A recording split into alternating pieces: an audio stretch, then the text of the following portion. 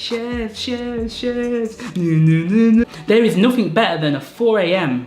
doner. Before I had come to Bulgaria, I had not lived because I had not eaten doner.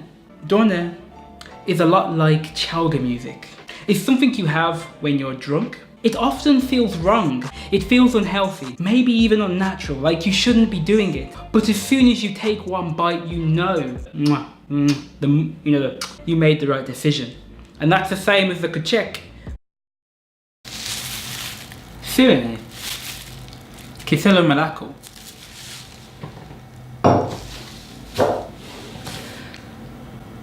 Just a few of the very, very delicious foods that you can find here in the Republic of Bulgaria. Now everyone, my name is Jamalson. I gave myself the position of the official foreigner Bulgarian food reviewer in Bulgaria. And today guys, we're going to do another review na bulgarska hranata. If you remember last time, we had a little chart. As you can see from the example here, we had cost, we had the health, we had the taste and preparation. Now many of these foods you'll be buying from the store, so actually the preparation section doesn't really need to be there, but let's see. So first, we're going to start with Bulgarian yogurt, okay? Kiselo malako.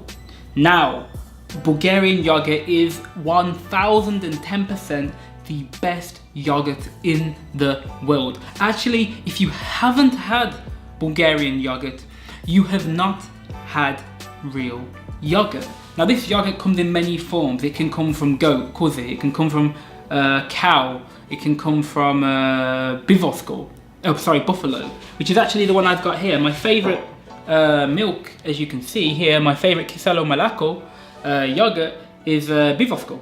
Yeah, it's incredible. It's very rich, very delicious. But the general normal cow yogurt is also incredible. It's sort of similar to Greek yogurt, but Greek yogurt is probably Bulgarian yogurt, to be honest. It's a little bit like Greek yogurt that we have in the West, but it's not as sweet. It's actually sour, and the word kiselo means sour, and malako just means milk, so it's sour milk. The flavor of Bulgarian yogurt is very, very unique because there's a certain strain of bacteria which they use for fermentation, and it originates from Bulgaria. It's actually a Bulgarian strain of bacteria, if I'm correct.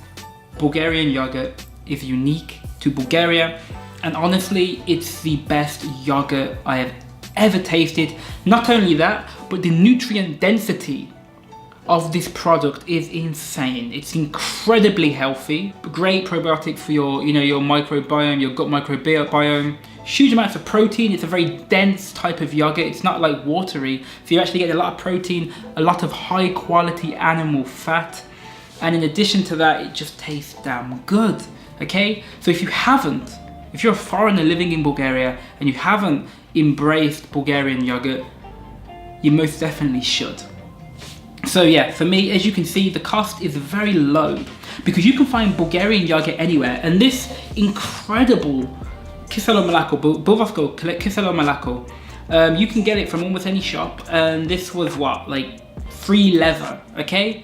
I don't know where in the world you can get, what is this, 500 grams? 530 grams of buffalo Bulgarian yogurt for free leather for €1.50? Nah bro, the value is unmatched. As you can see, the health, okay, the health, maximum rating, whatever anyone says, the health of this yogurt is unmatched by any others, okay? It's so dense, the fat profile, the nutrient profile, the protein, the amino acid profile of yogurt in general is insane. But when you get a high quality raw milk fermented product like this, perfect, perfect. If you want to build muscle, you want to get big, you want to get big for summer, Bulvarsko, kiselo malako, or kiselo malako od koze, od krave, od prase. Maybe not pig yogurt. Od prase. Może be. Depends where you're from. Maybe you're experimental. Anyway, The taste, 4, but I should have gave it a 5 because it's my favorite thing. You know, you get a bit of malko med na bivosko kisalo malako. Sa malko bora vinki. Oh, it's the perfect dessert. It's the perfect dessert. Okay, so yeah, preparation, if you want to make it yourself, it'll be hard, but there's no point making it yourself because you can get high quality fermented product everywhere in Bulgaria, full stop. Okay, so Aida, let's continue. Silene, Bulgarian white cheese. Okay, now, as you can see, I have some here. It is delicious, okay? It is a special type of cheese, which once again is unique to Bulgaria. One thing that really surprises me about this country is the quality, the accessibility, the price, and the uniqueness of some of the raw or standard fermented ingredients that exist here. This is something that Bulgarians do great. I haven't seen this in any other country I've been to. I mean, Spain does a great job with certain hams, especially jamon from the south. But Bulgaria has an abundance of high quality fermented or aged products. Probably more than most countries, at least in the north or west of Europe. Maybe Spain and Italy can compete. But aside from that, I think Bulgaria definitely has the #1 spot for fermented foods in Europe. So, well, actually, I guess on the earth then, because Europeans tend to be the kings, let's say, or the queens of fermented product. Anyway, talking too much, okay? Bulgarian white cheese called silene, okay? It's similar to feta, but it's far better than feta cheese. It's crumbly most of the time in texture, can be quite moist, extremely fatty and salty, which is a good thing. Do not be scared of fat. Fat is good for your health, okay? Fat is extremely good. Refined and low quality carbohydrates are bad for your health, but fat is excellent for brain function and for general wellness. Okay, if you look at the human species historically, we were actually fat hunters. We, maybe subsisted primarily on fatty foods. So you will see a lot of the fatty food in this video review or food review get an extremely high rating because of the nutrient density within it. Okay, so silene, it's perfect on top of a salad. It's perfect with some dried meats. In general, the taste is again very sour. It's a fermented product, and some of it can be quite aged. So what you will find is Bulgarians love the taste of sour. They use a lot of kiselo products. So fermented, for example, kiselo zele. Fermented vegetables are quite popular, or fermented cabbage, sauerkraut. This aged white cheese, which is very sour, salty. You've also got things like the milk, the yogurt, and many of their soups include fermented products. Taste of sour is something you will encounter a lot in Bulgaria, and as a foreigner used to primarily North and Western European taste, which was a lot of carb-rich, sweet, low-fat products, it was somewhat difficult in the first weeks or months here to adjust. But once you adjust to that level of acidity, saltiness, and even fat content within the food, it's amazing. It's amazing, okay? Nothing can match it. Nothing can match it. I will proudly say that Bulgaria was the country that made me truly love and understand food, and especially fermented products, which should be a cornerstone of anyone's diet, okay? So, the cost, it's cheap. You can find it everywhere at any milk shop or any store. You can even go to a non-stop and get silene, okay? The health, again, free, middle of the road, quite good. Perhaps not as healthy as other types of cheeses. For example, Parmesan or some of the really long-aged cheeses. Perhaps similar to an English cheddar maybe with regards to nutrient profile. But anyway, very, very, very, very, very healthy. The taste, delicious. Preparation, nothing, because, well, it's so readily available, so you don't need to prepare it. Okay? Moving on from that, we have probably a food that really surprised me when I was first introduced to it. and it's lukanka. When I first saw lukanka, I thought, oh, this is just a Bulgarian, this is just like salami. Yeah, at times it can be like salami, but it's not. It's something upon itself. It's something on its own. You know, it's similar to sucuk, similar to salami. You have it as an appetizer or maybe a starter, along with some cheeses. You could have some fruits as well on the side. It's an aged meat, obviously raw aged meat. It can be made from many things. You can have it from pork, svinsko. You can have teleshko, beef, and you can also have, my personal favorite is kon, which is horse lukanka. My girlfriend's father, he actually, I'm pretty sure he ages his own, and you'll find that many old Bulgarian men, they make their own rakia, and they make their own lukanka, and they hang the lukanka from their balcony and let it age over time.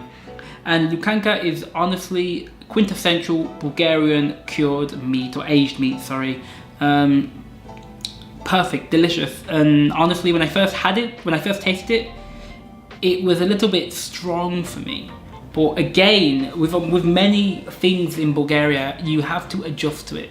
The country, unlike many others, okay, it's not a carbon copy like a lot of the North European countries. You can go from Germany to Netherlands to Belgium to France to England.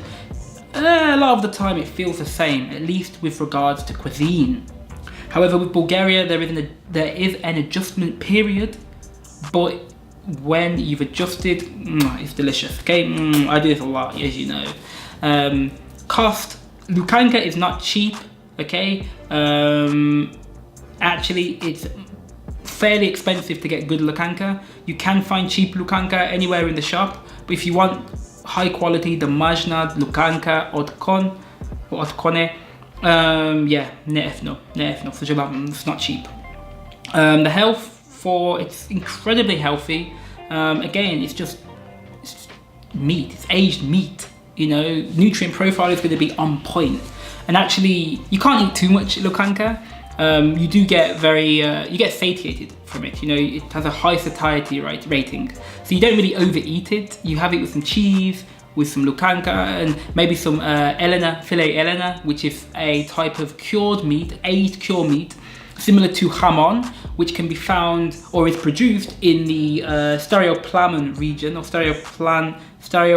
the old plain region of Bulgaria. I can say it in English. It's this mountain range which goes from here, from pretty much a bit north of Sofia, across all the way down to the coast. It's this unique, it has unique, let's say, how do I say, climatical or climate conditions which allow them to make this Elena. So anyway, I'll review that later, but you have lukanka, Elena, filene, and just maybe some little vegetables. Perfect appetizers. Taste, I said great. The preparation is one if you buy it from the store, but then the cost is high. If you want to make it yourself, preparation is probably quite difficult. As with any fermented products or aged products, it will take some time to get used to. But lukanka, Jamal approved. Anyway, let's continue. Kebabche I kifte. I don't know what I'm doing with the scoring here. This is a mess. Oh, it only goes up to 3. Okay.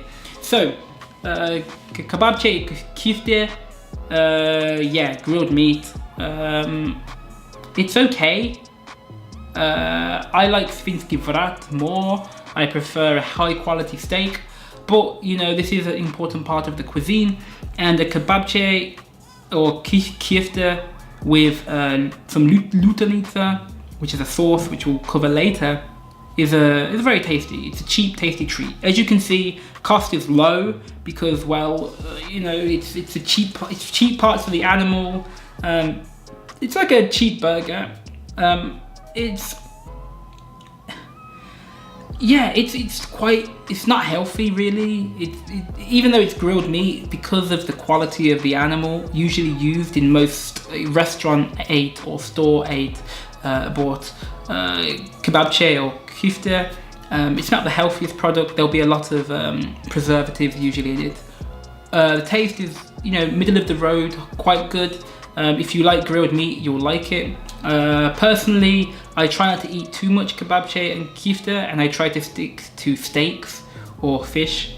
But yeah, it's an important part of Bulgarian cuisine, and yeah, it can be made to be quite delicious, especially when you have some chleb and some sauce ili lutonica, you know, next to it. Preparation free, if you make them from home, they're still quite easy. You just need some kaimar or mince, and you just make the shape you want, okay? Lutonica. Now this is a very special and unique thing. A very special and unique product which you can find in Bulgaria, and maybe the rest of the Balkans actually. It's a delicious chutney, or kind of like a sauce, made from tomato, pepper, sometimes chili, vegetables in general, or aubergine, or eggplant. There's many different versions of this. I've even seen lutonica with little bits of meat in it, which was obviously damajna. It goes perfectly with grilled meat or meat in general, and in my fridge I always keep lutonica. Okay, you know, I may not speak good Bulgarian or perfect Bulgarian, but you know, when it comes to food, I've embraced the food culture 100%. And for me, lutonica is the quintessential Bulgarian condiment sauce, okay? Nothing in the West compares to it. It could be similar to a bolognese, a cold bolognese sauce, with far more flavor, less sugar, and a bit of spice. And you may think, oh, that sounds strange to have a bolognese-esque sauce, but it's like it's a hybrid. It's a sauce. It's like tomato sauce, bolognese, and chutney rolled into one with tomato and pepper bits, and it's my favorite condiment for sure. Moving on to the bonus round. Well, I might be a rapper, guys. Bigger rap, I'd. The bonus round, rakia. This has caused me This has caused me a lot of pain throughout my life, or at least my few years in Bulgaria. Rakia after rakia, damajna rakia, store-bought rakia, всичко е хубаво. No, not safe for foreigners. Okay, if you're a foreigner, be careful when you're drinking rakia, because it will fuck you up. It may be 40%, but it hurts. It hurts when it kicks in. Now, rakia again is a fruit brandy fermented product which you'll see many people fermenting illegally at home, but that's a beautiful part of the culture, you know. Lukanka, sirene, rakia, you know, damajna domati. Oh, it's human. The food here is human. It's real. It's not this fake plastic crap that's grown by multinational companies, but you've got babushkas growing damati, you've got rakia being made by the father along with lukanka. It's all so human. It's the core, it has soul. And many people ask me, why Bulgaria? Well, because the food and the people and the weather is good and everything else has soul.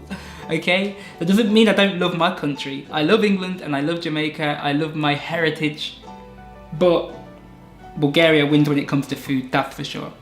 So rakia is a very strong, usually over 40% brandy type beverage. It's very harsh, very acidic at the back of your throat and warm you up, but it's delicious when paired with a salad. I wouldn't recommend drinking rakia with meat. I think a lot of Bulgarian meat, and especially things like steaks, would be paired better with maybe a high quality local red wine, perhaps a Mavrud. Reality is a company here which makes a real nice raspberry style wine, which is Mavrud. Or just Bulgaria has a very good wine. Actually has very good wine that's very affordable. So if you're having meat, make sure you stick to the wine. But if you're having a salad, or you're having just, you know, the little appetizers like lukanka, silene, etc.